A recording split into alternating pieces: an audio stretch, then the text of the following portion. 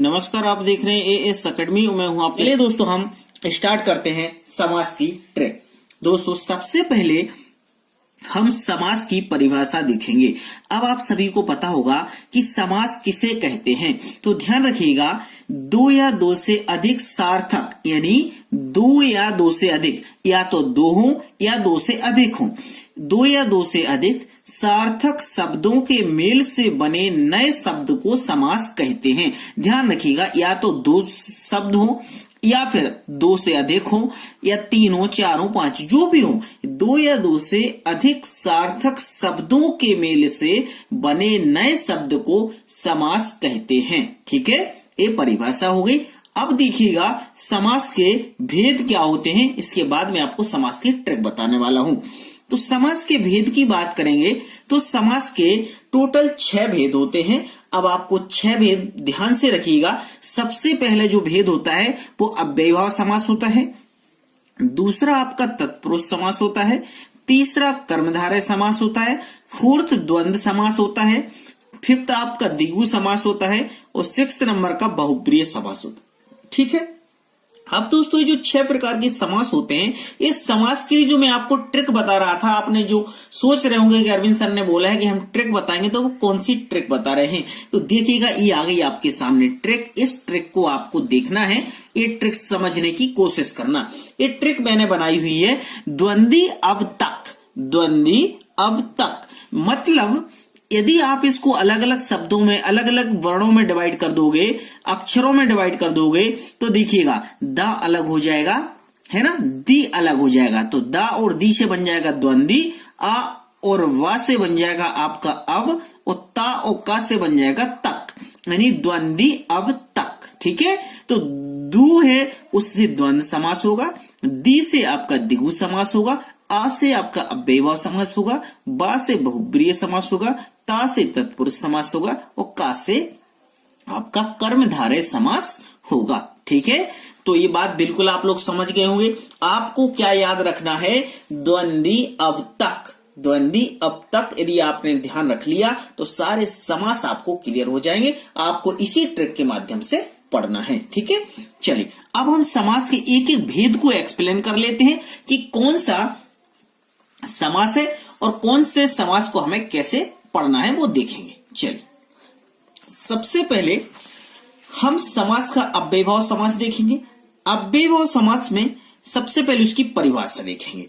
तो ध्यान रखिएगा, अव्ययीभाव समास में आपको एक बात याद रखना है, सबसे सीधी सिंपल बात, कि जिन शब्दों के प्रारंभ में, यानी उसके प्रथम शब्द जब स्टार्ट होता है, उसके प्रथम में या उसके प्रारंभ में उपसर्ग लगा हो। अब आपको उपसर्ग तो पता होता है, उपसर्ग लगा हो उसे अव्ययीभाव समास कहते हैं। यदि कोई भी शब्द होता है उसके प्रारंभ में यदि अव्यय उपसर्ग लगा है तो उसमें अव्ययीभाव समास होगा। आपको आंख बंद करके उसमें क्या लगा देना है, अव्ययीभाव समास। अब आप बोलोगे सर उपसर्ग कौन कौन से होते हैं, तो देखिएगा यथा, अ, वर, अनु, निर, पिर, प्रति, ये आपके क्या हो गए, उपसर्ग हो गए। तो ध्यान रखिएगा, जिन शब्दों के प्रारंभ में यदि ये शब्द लगे हैं तो आपका उधर पे अव्ययीभाव समास होगा। इस बात का आपको ध्यान रखना है। चलिए हम उदाहरण देखेंगे, जैसे कि देखो यथा संभव। अब इधर पे क्या लगा, ये यथा लगा। यथा मतलब ये क्या हो गया, आपका उपसर्ग हो गया। तो इसमें कौन सा समास होगा, अव्ययीभाव समास होगा। यथा धन संभव, विग्रह कर दिया, जैसा संभव हो। क्लियर। अनुरूप, मतलब अनुधन रूप, देखिएगा अनुरूप इधर पे क्या आ गया, उपसर्ग आ गया। रूप के योग, नेक्स्ट है अजन्म, यानी अ धन जन्म, तो देखिएगा आ क्या हो गया, आपका उपसर्ग हो गया। जन्म से लेकर प्रतिदिन, प्रतिदिन में आपका प्रति क्या हो गया, उपसर्ग हो गया। और प्रतिधन दिन बराबर प्रत्येक दिन। तो ठीक है, देखो आपको यथा मिला, आ मिला, अनु मिला, निर मिला। आप यदि दूसरा बना देते भर पेट, जैसे आप बना दो भर पेट, तो आपका क्या बन जाएगा, इसमें भर क्या हो जाएगा, आपका उपसर्ग हो जाएगा, और इसका भर धन पेट हो जाएगा। ठीक है, तो ये आपके उदाहरण हो गए। तो ध्यान रखिएगा, जिन शब्दों के प्रारंभ में यथा, अ, वर, अनु, निर, पिर, प्रति आए, ये उपसर्ग आए उधर पे आपका अव्ययीभाव समास होता है। ठीक है, चलिए नेक्स्ट देखेंगे अब हम तत्पुरुष समास। तत्पुरुष समास में भी काफी लोगों को कंफ्यूजन होता है, लेकिन हम फिर से देख लेते हैं। तत्पुरुष समास को विग्रह करने पर ध्यान रखिएगा, इस कारक चिन्ह का लोप हो जाता है। आपको जिस समास को विग्रह करो और उसमें कारक चिन्ह का लोप हो जाए, उधर पे आंख बंद करके आप तत्पुरुष समास पर बिल्कुल टिक लगा दो। लेकिन ध्यान रखिएगा, कारक चिन्ह पता होना चाहिए आपको। तो कारक चिन्ह कौन से होंगे? कारक चिन्ह आपके का, की, को, के, लिए, में, पर, से आदि। जैसे कहते हैं कर्ता ने कर्म को करण से, का, की, के लिए, संप्रदान से, अपादान से, मान, जो भी ऐसा। तो का, की, को, के लिए, में, पर, से, ये शब्द आते हैं। इन शब्दों का लोप हो जाता है, उधर पे क्या होता है? हमारा तत्पुरुष समास होता है। जैसे यश प्राप्त, यानी विग्रह करेंगे तो यश को प्राप्त। अब इधर पे यश को प्राप्त, देखो को आ गया, मतलब यश प्राप्त। इसमें देखो क्या हुआ, का को लोप हो गया, मतलब को क्या है? कारक है, इस कारक का लोप हो गया। तो जहां पर विग्रह करने पर क्या होता है? कारक चिन्ह का लोप हो जाता है, उधर पे हम क्या कहते हैं? तत्पुरुष समास कहते हैं। मन चाहा, इसका क्या होगा? मन से चाहा, तो देखिएगा से आ गया, मतलब इधर पे कारक चिन्ह का लोप हो रहा है। मन चाहा। यज्ञशाला, यानी यज्ञ के लिए शाला, तो देखो के लिए आ गया। राजपुत्र, राजा का पुत्र, इधर पे देखो का कारक आ गया। धर्मवीर, तो क्या हो गया? धर्म में वीर, देखो में कारक हो गया। फिर आप बीती, आप पर बीती, पर आ गया, मतलब एक कारक। तो ध्यान रखिएगा, जिस समास को विग्रह करने पर कारक चिन्ह का लोप हो जाता है, वहां पर आपका क्या होता है? तत्पुरुष समास होता है। ठीक है, चलिए ध्यान दीजिएगा। आप एक चीज में क्लियर कर दूंगा, आप ऐसा ना सोचे कि हमें समझ में नहीं आ रहा, सारी चीजें आपको क्लियर हो जाएंगी। नेक्स्ट देखेंगे कर्मधारय समास। कर्मधारय समास की में देखिएगा ट्रिक आपको ध्यान रखना है।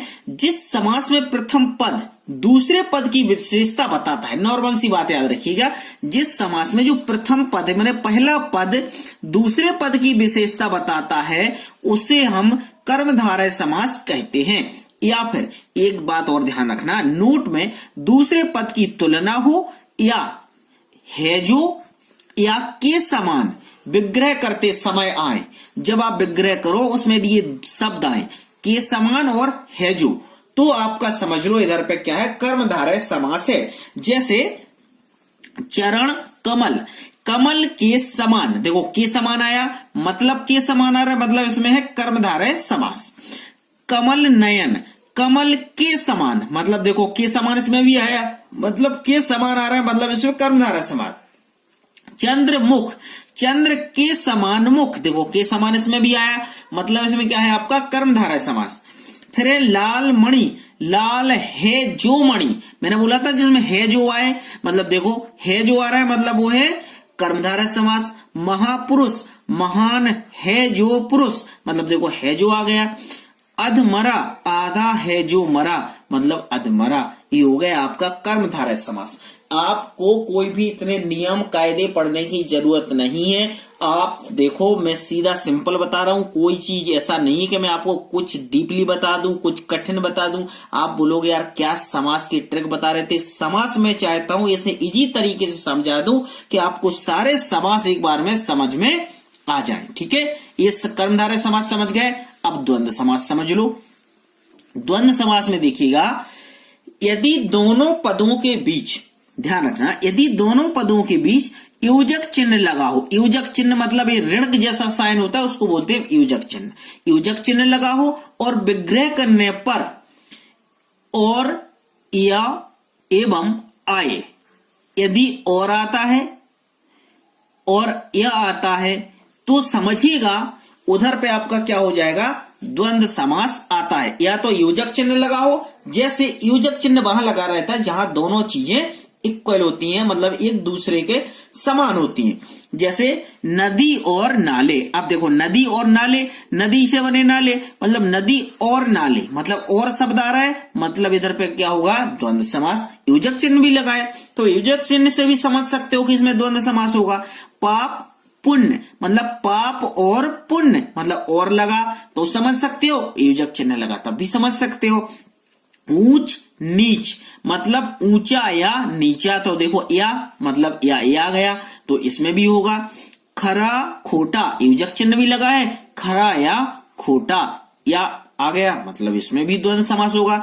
छल कपट, छल और कपट या और आ गया, मतलब योजक चिन्ह भी साथ में लगा। तो या तो आपको योजक चिन्ह लगा हो या फिर आपको और या और आपका आए यानी एवं आए, तो उसमें ध्यान रखिएगा द्वंद्व समास होता है, या तो योजक चिन्ह आए या और आए या फिर या आए। ठीक है, इन बातों को ध्यान रखना है। सिंपल सी बात है, इतना हार्ड कुछ भी नहीं, सिर्फ सिंपल सी बात आप याद करके रखिएगा, आपको सारे समास समझ में आ जाएंगे।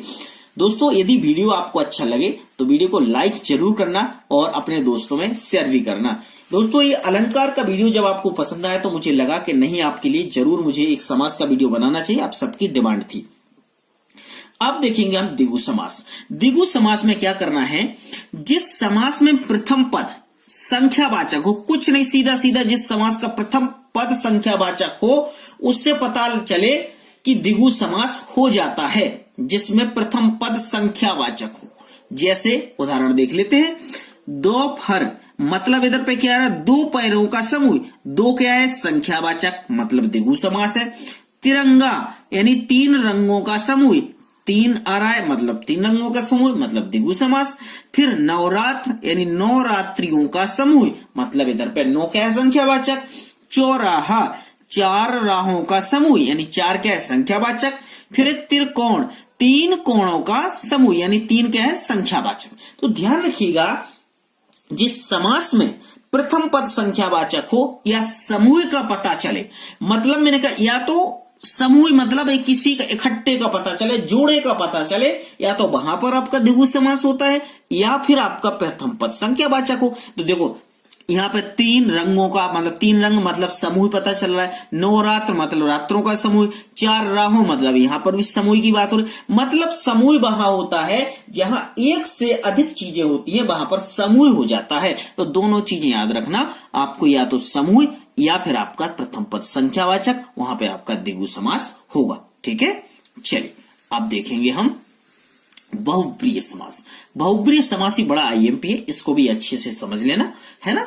बहुप्रिय समास में क्या करना है, जिस समास में कोई भी पद प्रधान नहीं होता, इसमें क्या होता है, बहुप्रिय समास में कोई भी पद प्रधान नहीं होता है, अर्थात ध्यान रखिएगा कि दोनों पद मिलकर किसी तीसरे पद की ओर संकेत करते हैं, वहां पर क्या होता है, बहुप्रिय समास होता है। इसमें ना तो प्रथम पद प्रधान होता है ना द्वितीय पद प्रधान होता है, ये दोनों पद किसी तीसरे पद की ओर ही संकेत करते हैं। ठीक है, इसमें एक नोट ध्यान रखिएगा, अधिकतर ध्यान रखना, इसमें देवी देवताओं के जो भगवान के नाम से रिलेटेड होता है उसमें अधिकतर बहुप्रिय समास होता है, मतलब इसमें भगवान के नाम ज्यादा आते हैं। ठीक है, जहां भगवान के नाम ज्यादा आए मतलब बात समझिए, वहां पर क्या है, आपका बहुप्रिय समास है। ठीक है, चलिए उदाहरण देखते हैं। उदाहरण देखिएगा आप, जैसे लिखा है घनश्याम, मतलब घनश्याम मतलब भगवान की बात हो रही, घन के समान श्याम है जो, अर्थात कृष्ण, मतलब भगवान श्री कृष्ण को घनश्याम कहा जाता है। ठीक है, तो देखो जहां कृष्ण की बात आ गई वहां पर आपका बहुप्रिय समास। लंबोदर, लंबा है उदर जिसका गणेश, मतलब गणेश भगवान की बात हो रही, मतलब बहुप्रिय समास। गंगाधर, गंगा को धारण करने वाला, अर्थात शिव, भगवान शिव गंगा को धारण किए हैं इसलिए इनका नाम है गंगाधर, तो मतलब इसमें भी होगा बहुप्रिय समास। दशानन, 10 है आनन जिसके, मतलब 10 शीश है जिसके, अर्थात रावण। ठीक है, मृत्युंजय, मृत्यु को जीतने वाला, यानी शंकर भगवान शिव की बात हो रही। तो ध्यान रखिएगा, जहां पर भगवान की बात हो उधर पे अधिकतर आपका बहुप्रिय समास होता है।